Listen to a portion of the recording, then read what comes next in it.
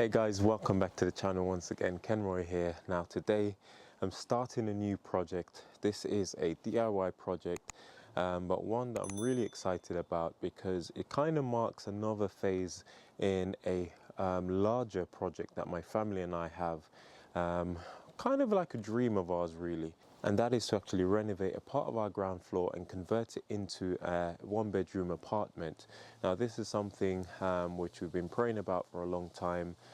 We've taken it to the stage as far as we can take it to without the financial backing that we need to actually get the project done. We've had the plannings done, the drawings by an architect. We've got all the local planning authorities involved and got all of that signed off. And we've literally even gotten some quotes as to how much this project will cost of renovating our ground floor garage, utility and purpose-built shed and turn it into a beautiful one-bedroom apartment, which hopefully we can use as an additional stream of income for rental. Yeah, the sky's the limit with what we'll be able to do with this particular project once it's done. Now the challenge that we've faced so far is on raising the funds that we need in order to get this done. Now the sums which we were quoted are quite astronomical, but I guess in today's society it's pretty normal. We've had quotes ranging from around 55 all the way to £75,000 for this project, so that's quite a big gulf. And yeah, we haven't got that sort of money lying around, and so we've had to put that project on pause. However, one thing that's always been in the back of my mind is where will we put all of the stuff that we take out of the garage, out of the shed? Where will all of that stuff be stored? Now some of it can be skipped and scrapped. A lot of it is like pieces of timber and wood and building supplies, stuff that I typically reuse around the house and around the yard. But there are some stuff in there that are quite valuable, and so we definitely want to store those in a weatherproofed shed or some form of storage, and that is where this current project comes in. We're planning on building a large shed in our garden. Now there isn't a huge amount of space, especially because this 3-meter trampoline just behind me takes up quite a lot of the usable floor space. However, I've sort of done my measurements and I've worked out that a 16 by 6 shed should be able to fit along this back wall here, which normally just houses some plants, and we don't grow much there because the sunlight isn't so good in that section. And so the plan is to actually excavate a portion of this ground from over here, literally coming out around 6 foot, and then going that way 16 feet. So it's going to be quite a large shed. Now it will take up a huge part of our space, and with any luck it might encourage the girls to get rid of this trampoline. Unlikely, but there should be just enough space for the trampoline to live. Now as you can see, we had a really lovely lawn at one point, but because of the trampoline covering a lot of the actual lawn, you end up getting a lot of spots where the grass starts to die back and get really thin, which is inevitable when you compare somewhere like over there, which is quite shaded for most of the day and it's not covered by anything. It does pretty well, but then over here not so much. But you know, sometimes in life you've got to go with functionality, and while I do love these plants, you know, in plain sight it looks really nice when they're in full bloom. This section is a bit of extra space for the kids to run around. We will have to use it to house this shed. Now there is a shed at the back over there already, which we built a few years ago. This is actually my first shed that I ever constructed, so it was my prototype, building a base, reusing old quarry tiles which we had from inside of the house, and yeah, using them to make a base. And it's really been standing the test of time. I've even put on some guttering on there to keep our water butt filled. I've been using this because it's been so dry lately, and so now it's time for me to build. This is probably going to be my 5th shed. I've built a few for customers with the skills that I've learnt, and now I'm going to have another go, but this is by far the largest one I've ever actually built.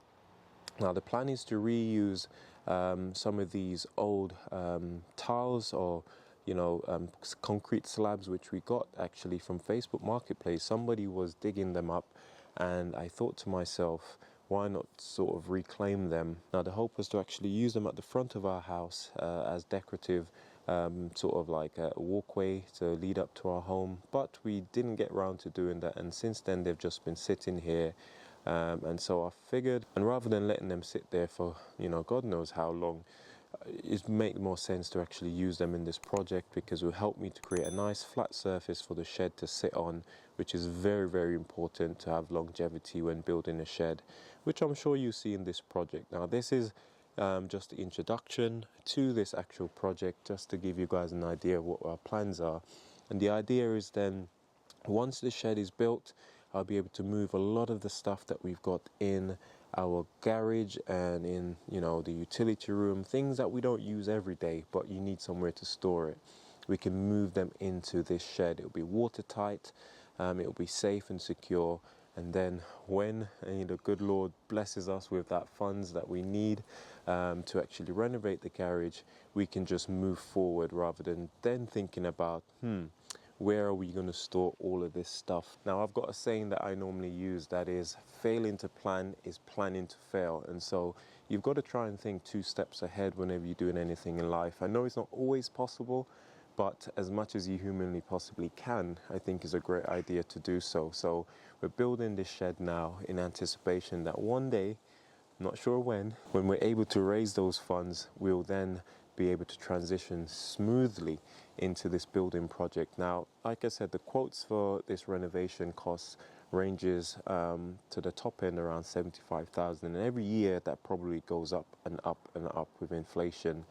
But what I'm hoping to do is do it to the low end of that amount, so looking at around 40, 50,000, because if I can actually do some of the work myself, especially some of the labouring work, that will cut back on cost. You know me, I'm all about saving money, getting the most out of whatever challenges are set before us for the least amount of money. I mean, you've seen some of the DIY projects that we've done, and if you haven't and you want a bit of inspiration, I'll put a link to some of our playlists. Go check them out. Some of these range from very basic stuff all the way to more technical things, but you've got to start somewhere, guys, and this project will be no exception. I will try to do things like breaking down the old shed, which is falling apart, also doing some of the electrical work, rewiring and running the first fixes and all of that stuff. That will save us tons of money as well.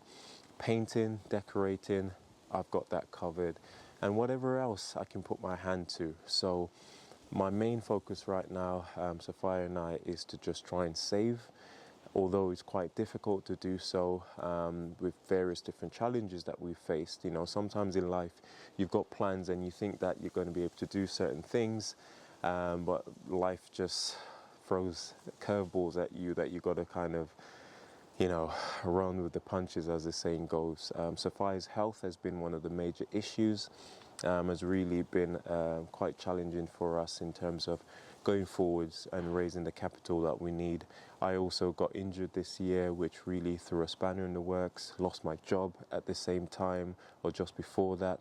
So loads of things has scuppered this project from going forward. I almost thought that, yes, this year was going to be the year.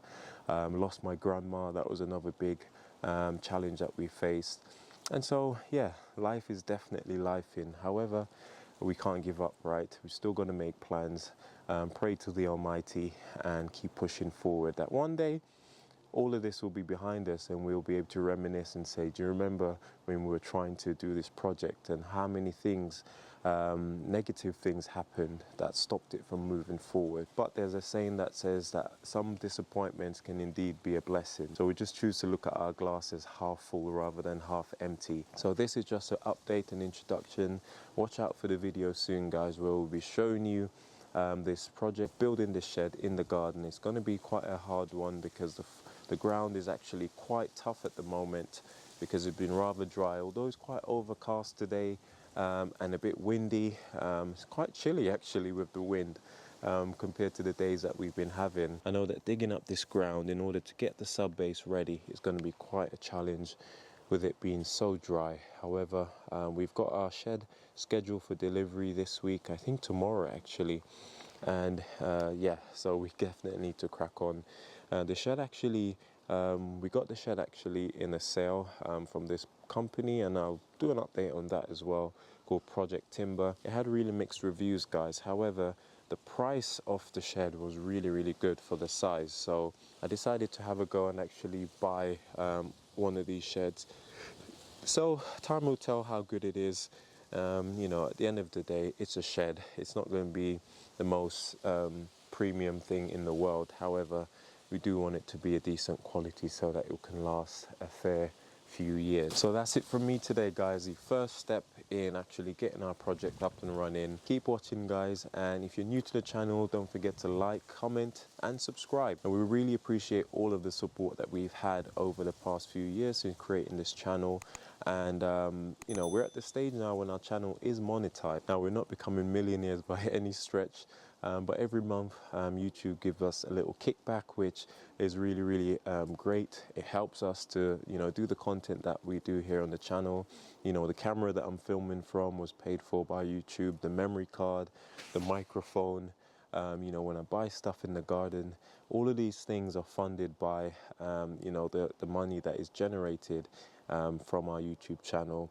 Also, we've got our Buy Me a Coffee page, which some of you have kindly donated to us, and we really do appreciate it, guys, honestly. And what we started doing is actually whatever surplus cash we have from any of our platforms, we're literally just funneling that into our savings to try and save up for this garage renovation that we're doing. And just for a bit of transparency, I suppose, one of the reasons why we really want to do this project is because of my wife's health. I know that in the near future, because she suffers from a condition, she's living with a condition called fibromyalgia, which is really a challenge. It's progressively gotten worse over the past couple of years, which is one of the reasons why you haven't seen her on camera as much. I don't want her to stress or to worry too much about you know, having to sit down in front of a camera. And yeah, like I said, life is just life in. And one of these days she might not be able to work anymore. My salary might be the only salary coming in, and so it's a good idea for us to think about other streams of income so that our family will be cared for. So what I'm basically saying, guys, is that every penny that you guys have gifted to us or donated to us through the goodness of your heart has been a huge benefit in helping to sustain our family, and we're truly grateful for that. Every time you watch one of our videos, like it, comment, you know, those ad revenues that we get, again, goes to helping to better our family. So we don't take it lightly. For every second that you spend watching any of our content, we really do appreciate it. So thank you, guys. So let me put this camera down and get my tools, because I need to start measuring out where we're going to be putting this shed, getting the ball rolling. I also need to do some update videos because we've got so many tomatoes that needs harvesting, guys. They're literally starting to ripen like crazy on the vine. We've got some here. You can see some in the greenhouse over there. Also in our vegetable raised bed along our walkways, our tomatoes are coming in thick and fast, guys. So tons to harvest. But that's it from me. Thanks again for watching. Do appreciate the support. If you got any questions or anything that I've discussed today, of course, don't hesitate to ask them in the comments down below. Until the next time, this is Kenroy signing off as we start this new garden project. Take care, goodbye, and God bless.